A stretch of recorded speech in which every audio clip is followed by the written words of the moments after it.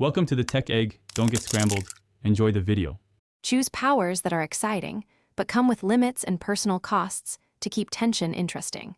Combine symbolic costume elements with practical design choices that signal history and ability. Make sure the character name reflects theme or origin and is easy to remember. Sketch quick thumbnails and color tests to find an iconic silhouette. These steps help you create a believable, marketable hero without overcomplicating the concept for new creators. If you're enjoying this guide, please subscribe and like if it's helping you develop characters.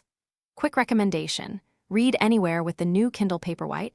It's great for studying comics and scripts on the go, with a crisp display and long battery life that makes idea hunting painless. I've been using it between sketches and notes, and it's perfect for inspiration breaks.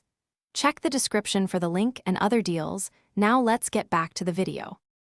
Anchor your character in story by creating a personal antagonist who forces them to confront their core belief.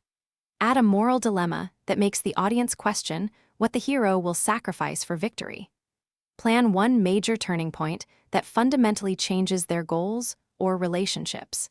These hooks give writers and artists clear scenes to develop and help the character evolve beyond a static power set, making them compelling in any medium.